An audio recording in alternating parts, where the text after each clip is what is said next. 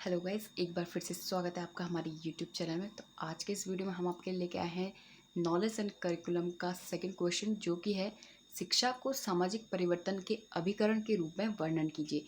आप यहाँ पे देख सकते हैं, हमने क्वेश्चन नंबर 2 लिया है यहाँ पर। ये क्वेश्चन बहुत ही ज़्यादा इंपॉर्टेंट है इस सब्जेक्ट में। ये आपका कम से कम 5 या 6 नंबर में आपका पूछा जाता है। तो यहाँ पे हम इसका आंसर को किस तरीके से लिखेंगे, ये क्वेश्चन बहुत ही मोस्ट इंपॉर्टेंट क्वेश्चन है, जो कि आपका बीएड में पूछा जा सकता है या जाता है। तो इसका आंसर देखिए हम किस तरीके से लिखते हैं। तो इसमें है, सबसे पहले हम क्या लिखेंगे, सबसे पहले हम परिवर्तन को बताएंगे कि आखिर परिवर्तन होता क्या है। ठीक है, तो यहाँ पे हमने लिखा है कि परिवर्तन पृथ्वी का शाश्वत नियम है। संसार की प्रत्येक वस्तु में परिवर्तन होता है। पृथ्वी में कई प्रकार के परिवर्तन, जैसे प्रकृति में हम परिवर्तन देखते हैं, बीजों में हम परिवर्तन देखते हैं, मौसम में हम परिवर्तन देखते हैं, आदि ऐसे कई सारे परिवर्तन जो हमें स्पष्ट रूप से दिखाई देते हैं। ठीक है, यहाँ पे हम इस चीज़ को मेंशन करेंगे सबसे पहले। उसके बाद हम लिखेंगे इसी प्रकार समाज भी। ठीक है, इसी प्रकार समाज भी क्या होता है, हम ऐसे समाज की कल्पना नहीं कर सकते जो पूर्णतः स्थिर है। ठीक है, मतलब जिसमें कोई भी चेंजेस नहीं हो रहे हैं। हम ऐसे कोई भी हम ऐसे किसी भी समाज की जो है कल्पना हम नहीं कर सकते हैं। तो यहाँ पे क्या है कि समाज निरंतर गतिशील रहता है। समाज की सामाजिक, राजनीतिक, सांस्कृतिक तथा आर्थिक स्थितियों में निरंतर परिवर्तन होता रहता है। यहाँ पे हम इस चीज़ को मेंशन कर देंगे। उसके बाद आप देखिए, फिर हमने यहाँ पे लिखा है सामाजिक परिवर्तन को हम डिफाइन करेंगे क्या होता है। तो सामाजिक परिवर्तन दो शब्दों से मिलकर बना है। फर्स्ट क्या है इसमें, समाज, और दूसरा है हमारा परिवर्तन। तो यहाँ पे समाज सामाजिक संबंधों का जाल है तथा पहले से आपकी जो आज की स्थिति है उसमें आने में जो भी अंतर या बदलाव होते हैं आज की स्थिति में, ठीक है, तो वो क्या कहलाता है, हमारा परिवर्तन कहलाता है। आप यहाँ पे देख सकते हैं, हमने इसे बिल्कुल एक पीडीएफ की फॉर्मेट में हम लेकर के आ रहे हैं। यहाँ पे हम एक डेफिनेशन दे देंगे। ये डेफिनेशन है डॉसन तथा गेटिस के अनुसार क्या है, सांस्कृतिक परिवर्तन ही सामाजिक परिवर्तन है। उन्होंने काफ़ी शॉर्ट डेफिनेशन हमें प्रोवाइड किया कराई है कि जो हमारी संस्कृति में जो परिवर्तन हो जाते हैं वही क्या कहलाते हैं, हमारे सामाजिक परिवर्तन कहलाते हैं। अब हम यहाँ पे शिक्षा और सामाजिक परिवर्तन के बीच में जो है इनका रिलेशन बताएंगे कि आखिर क्या होता है।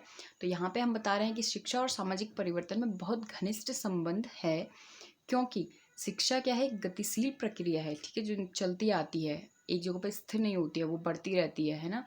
इसीलिए वह समाज में होने वाले जो परिवर्तन है उसको स्वीकार करती हुई आगे बढ़ती है। इस प्रकार शिक्षा और सामाजिक परिवर्तन के संबंध को निम्नलिखित दो रूपों में रखा गया है। तो क्या रूप है, शिक्षा और सामाजिक परिवर्तन दोनों एक दूसरे से रिलेट होते हैं किन दो तरीके से। तो इसमें फर्स्ट है, शिक्षा सामाजिक परिवर्तन का साधन है, सबसे पहला तो। ठीक है, उसके बाद दूसरा क्या है कि जो शिक्षा होती है वो सामाजिक परिवर्तन का अनुसरण करती है। ठीक है, तो यहाँ पे हम फर्स्ट देखेंगे कि शिक्षा जो है सामाजिक परिवर्तन का साधन किस तरीके से।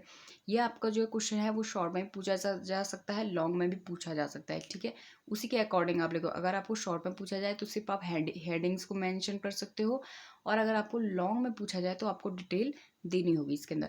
और वीडियो अगर आपको हमारी पसंद आती है तो हमारी वीडियो को लाइक कीजिए, शेयर कीजिए, और चैनल को जरूर सब्सक्राइब कीजिए। और चैनल के बगल में एक छोटा सा बेल आइकन होता है गाइस, उसे भी हिट कीजिए, ताकि जब जब भी हम वीडियो डालें आपके पास नोटिफिकेशन ईजिली और सबसे पहले आपको नोटिफाई कर पाए। तो यहाँ पे हम देख लेते हैं कि जो फर्स्ट रूप है वो क्या है कि शिक्षा सामाजिक परिवर्तन का साधन है। तो साधन है किस तरीके से है उसे हम बताएंगे। तो इसमें हमने मेंशन किया है कि शिक्षा को सामाजिक, आर्थिक तथा राजनीतिक परिवर्तनों के साधन के रूप में प्रयुक्त किया जा सकता है। स्वस्थ सामाजिक परिवर्तन के लिए शिक्षा एक शक्तिशाली साधन है।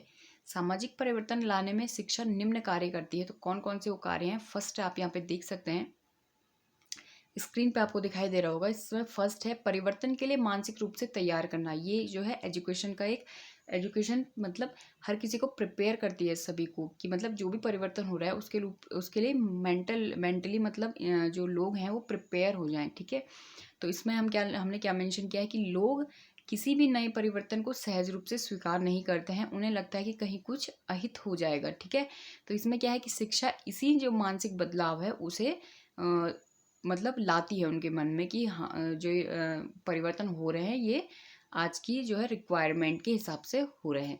सेकंड यहाँ पे है अंधविश्वास को बदलना। ठीक है, यानी कि समाज के कुछ लोग अंधविश्वासी या रूढ़िवादी होते हैं जो अपने विश्वासों से हिलना नहीं चाहते हैं। तो शिक्षा उनके सोचने के ढंग में परिवर्तन लाती है। तो सेकंड यह है इसका, अंधविश्वास को बदलना।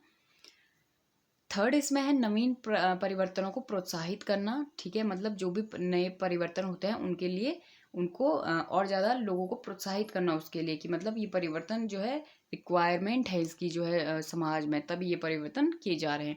तो इसमें हमने क्या लिखा है कि शिक्षा मनुष्य को चिंतनशील बनाती है तथा नए परिवर्तन एवं विचार करने को प्रोत्साहित करती है। फोर्थ हमने यहाँ पे लिया है ज्ञान में वृद्धि।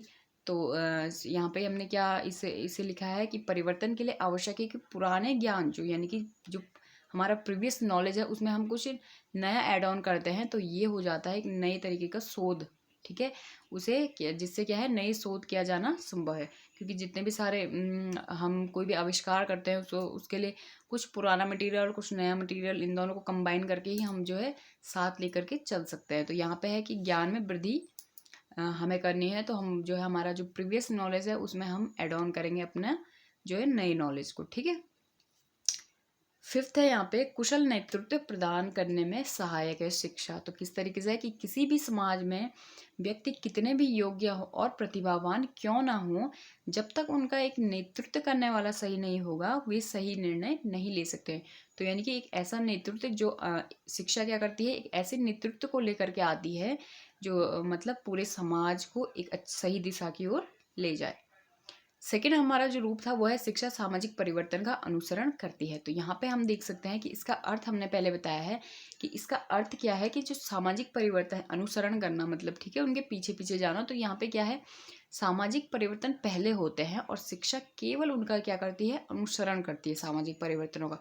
तो यहाँ पे हमने कुछ कारण बताए हैं कि जो ये हमारा हेडिंग है कि शिक्षा सामाजिक परिवर्तन का अनुसरण करती है, इसको बताएगा कि किस तरीके से करती है। तो इसमें फर्स्ट है सामाजिक शक्तियों के कारण शैक्षिक परिवर्तन जो होते हैं, ठीक है, तो यानी कि प्रत्येक समाज की कुछ शक्तियां होती हैं, ठीक है, जैसे समाज के सामाजिक समूह, राजनीतिक समूह, समाज के मूल्य आदि। जब किसी कारण से इन शक्तियों में परिवर्तन होता है तो शिक्षा उसका अनुसरण करती है। सेकंड है यहाँ पे सामाजिक आवश्यकताओं के कारण शैक्षिक परिवर्तन, ठीक है, तो इसमें क्या है कि प्रत्येक समाज की अपनी आवश्यकताएं होती हैं, जैसे जैसे समाज की आवश्यकताएं बदलती हैं वैसे वैसे शिक्षा में परिवर्तन आता रहता है। थर्ड हमने यहाँ पे लिया है सांस्कृतिक परिवर्तनों के कारण शैक्षिक परिवर्तन। तो इसमें तीन जो है कि शिक्षा सामाजिक परिवर्तन का अनुसरण करती है, उसके हमने तीन हेडिंग ली है। तो इसमें लास्ट जो है वो है सांस्कृतिक परिवर्तनों के कारण शैक्षिक परिवर्तन, यानी कि जब भी किसी की भी समाज की प्रॉपर एक समाज की जब भी संस्कृतियों में परिवर्तन हो जाता है तो वो काम भी जो है शिक्षा ही करती है। शिक्षा ही उसी परिवर्तन को शिक्षा उस जो परिवर्तन आता है उसका अनुसरण करती है, ठीक है, यानी कि सामाजिक परिवर्तन के कारण भी शिक्षा में परिवर्तन होते हैं। तो ये एक क्वेश्चन हमने आज लिया था, शिक्षा सामाजिक परिवर्तन का अनुसरण करती है। ये क्वेश्चन जो है बहुत ही ज़्यादा इंपॉर्टेंट है, नॉलेज एंड करिकुलम जो है बुक का ये क्वेश्चन है, इस सब्जेक्ट का ये क्वेश्चन है, बीएड का आप पता है आपको। तो वीडियो अगर आपको पसंद आता है तो वीडियो को लाइक करें, शेयर करें, चैनल को सब्सक्राइब करते रहें। Thank you so much.